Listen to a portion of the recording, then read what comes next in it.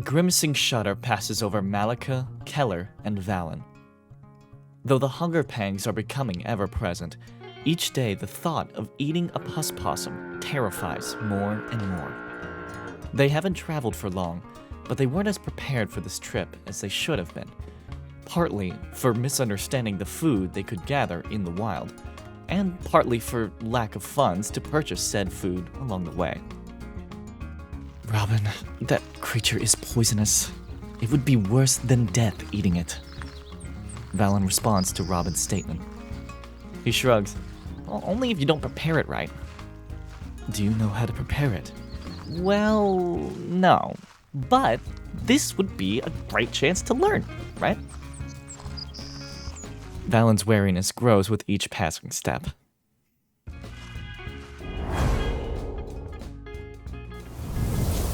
Autocars glide through the air above the main road towards signs directing them into and out of the city.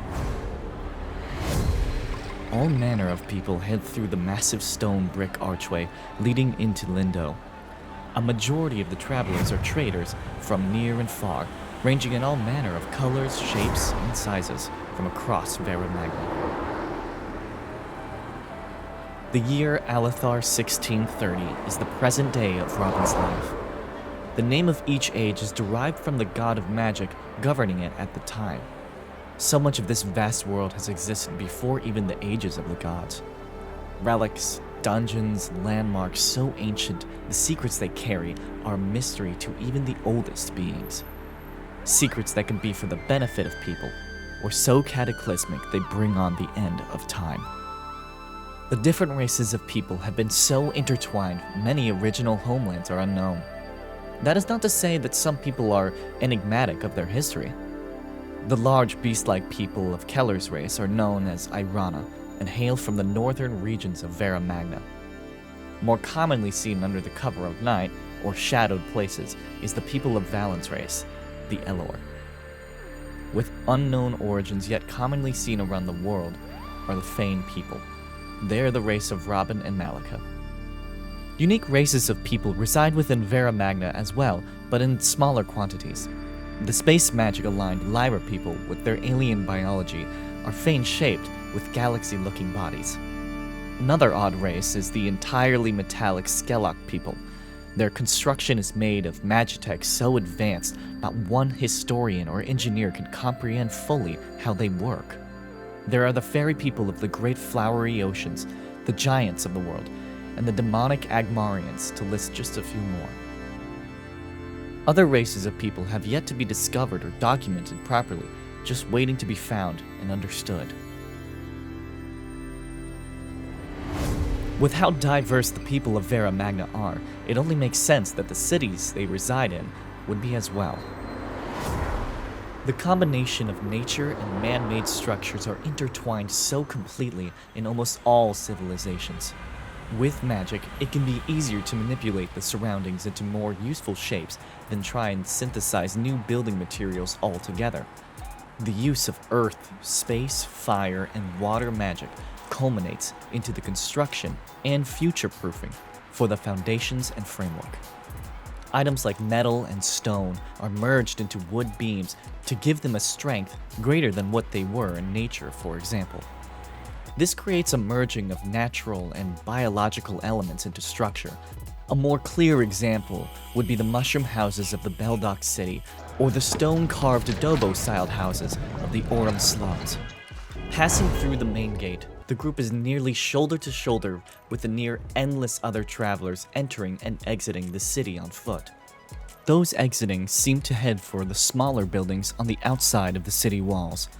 Farms are scattered around the exterior of the city, stretching out for miles. The entrance archway is made smaller by the autocars carrying trade goods and items for the businesses and people. These autocars don't fly, but opt for a more energy-efficient design. They have spherical wheels that are held in place with space magic, giving them the ability to rotate in any direction and traverse harsh terrain.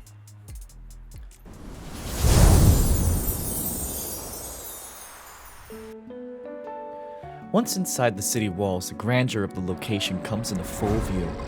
Buildings stack on top of each other, several stories tall, almost blocking out the sun. The light weaves through the openings and pathways in between the towers, and where it lands, greenery prospers. The architecture differs in style from the ones next to them, and even in the floors that separate the levels. A building will have a square, geometric style to it, while resting above will be something more akin to a quaint cottage. Though the styles will change, the buildings have running themes and carry some cohesion to them. In this way, each building has an almost symbiotic connection to the ones attached to them. They grow and change in look with each addition stacked on top. Comparing the buildings to trees is a fair assessment, only with the caveat of them being made by people. Further down the main road, an annex street leads to a massive market stalls selling all sorts of items. The group passes by the stalls on their way to find a cheap restaurant, and a fancy bauble catches Robin's eye. Ooh, Robin says to himself, with fierce intrigue forming in his eyes. Valen notices him stopping to ogle the item and looks to it with him. The item is a metal box with metallic strips holding the top and the bottom in place. 4 segments jut out of the sides of the object and have glass for looking into the contents. The entire object is wrapped in these green thorny vines, making it difficult to see what is inside. Robin's face inches closer to the object. Knowing this look well, Valen grabs his shoulder and pulls him away from the table. We can't afford that right now. I know, Robin says with a grimace. They step away from the counter so as to not disrupt more business the merchant is having, but continue the conversation with each other. It was a cage box, Robin remarks to Valen. Nice one at that. I don't think it was a cage or brand one, since the metal bindings on top weren't as neatly shaped. The thorn vines were a unique trait too. I've seen some with different elements around it, but making a vine jail just sounds awesome. It's definitely a newer model. Not a name brand. With the glasses on it and it has those extra designs on the flat parts, I'm sure it's an adept level item. Maybe a little bit more. Robin explains. You could tell all of that from looking at it for just a few seconds? Valen adds. So if it's only an adept level cage spell, it wouldn't be too difficult to escape from it. Robin ponders, thinking so intensely he almost forgets he's talking with Valen. Yes, it would be difficult. That is unless someone is using vine magic already, in which case this would be a powerful item, since it would just be a boost to their skills. Valen says, Hey guys, I think we should get some food and look around Lindo some since we're here. I've heard there's some cool spots to look at the city from on the rooftops. Malika cuts in. Food sounds good, but it'll have to be something cheap. How much money do we have right now? Keller adds. The group stops and looks at their coin purses. Malika opens her rough, handmade leather pouch. 22 gold it looks like? Keller checks his nicer, black wallet that matches the motif of his outfit. I just have 2 bandages in here. Valen looks under his vest to the nicer pouch with some long dried bloodstains on it. He decides not to take it out. I know I have nothing. Keller shoots him a skeptical look, but draws his attention to Robin, reaching up to his elbow in the space bag on his hip. Robin pulls out 3 unrefined lumps of iron ore. He stops and decides to put them back in the bag and take out a small dead rodent with spikes sticking out all over it. Is this anything? Is this anything at all? Can we do anything with this? Valen puts his hand on Robin's and moves it to put the dead rodent back. No. Robin, what is it with you and little dead things? Anyway, there's a sandwich place up the road there. It'll probably be pretty cheap.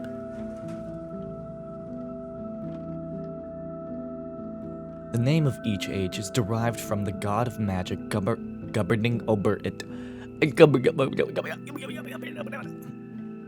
It's.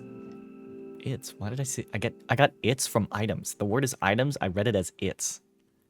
I just skipped. That's dyslexia. God damn it! I just skipped the middle part. I don't like this whole paragraph. This whole paragraph sucks, dude. This video sucks. It's okay. You know, it's gonna suck. I said it was gonna suck. It sucks. You know, it's what it is. What it is. I just have to keep going. I just have to keep making it because that's how I get better.